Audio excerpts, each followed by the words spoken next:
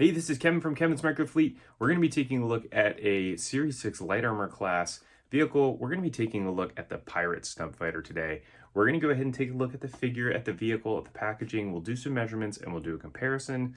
Let's go ahead and dive into the review. So let's start with the packaging. As you can see here on the side with the Series 6, this is in two different languages because this was actually a version from GameStop in Canada that was sent to me as a trade, which was fantastic. So thank you for trading this. Then you can see on here, you got Pirate Snub Fighter 119. You have the little emblem on here that shows the show that this came from, the Mandalorian. Get a chance to see the figure as well as the Snub Fighter. And then we'll go ahead and spin this guy around. On the back, we then get a chance to see all the different features of this vehicle. So you can see it goes in the cockpit, some landing gear, and then you get the other vehicles that come in this series. For anybody that's interested in the UPC, here is the UPC on the bottom. I'm sure that this is the same from the US versus the international release, but that is that if you wanted to see it. So let's go ahead and we'll take a look at the interior packaging here, since I did already open this one. So on the back of the card here, we get the N1 Starfighter, which looks amazing. This was awesome. This was actually a Series 4 vehicle that was released and is one of my favorite of the line so far. And then on the underside of the packaging, you get this little thing here, which is a little insert that you can use as a display if you wanted to. You can see it just looks like some type of explosion on there, and then just some random rocks in the background. So now let's go ahead and take a look here at the vehicle itself.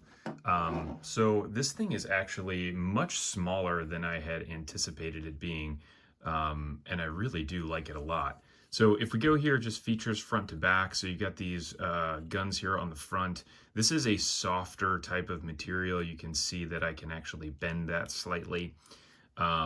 It does have a very slight gray wash on it, which actually looks really nice. It helps to kind of pull out a little bit of the panel lining and make this thing look a little bit dirty. You can see here with the cockpit, it does have a tinted window, which is nice.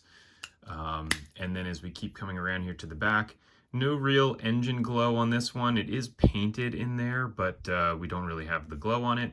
Here is the underside with your landing gear that you get as well. So we can go ahead and pop all of those in there. And again, I would say this is really cool, much cooler than I had anticipated it being when I originally saw it. And I'm surprised, to be perfectly honest, that we got this in the line. So let's go ahead and do some measurements first, and then we'll do a comparison to some other vehicles. So this is about 4 3/4 inches front to back. Side to side here, it's about 3.5. And then top to bottom, it's roughly an inch, maybe 3/4 of an inch. Now, one of the ones that I wanted to compare this to right away is the N1 Starfighter. So this is Mandalorian's N1 Starfighter, and you can see that it is much smaller, like way smaller than the N1 is from front to back. I don't really know what the scale is relative to what we actually see in the show, but it's pretty cool to be able to have these two together. And then the other one I wanted to show as a comparison is actually the A-Wing, because when I originally saw this, I was thinking, wow, that thing looks really small. It looks very close to the A-Wing size. And it really is. I mean, it's not that different beyond the guns here, adding a little bit of extra on the front, and then just the wings, as the wings go back, right at the back of the engines, are a little bit bigger too. So for as small as the A-Wing was, again, when I originally saw this in packaging, I was thinking, wow, that thing is much smaller than I had anticipated it being. And so let's go ahead and pop the figure in there. There is a little, you can see there, a little notch for his legs to be able to fit in. So we'll go ahead and throw him in here. Now, this can be purchased right now, mainly in the light armor class bundles on Amazon. And again, if you have any connections in Canada, potentially you could join one of the groups. Got a link to that in the description and be able to make some friends in there to be able to get some of these early. But it does look like they're going to be coming out here mid-October, which is exciting. And there is Vane inside his pirate Snub fighter.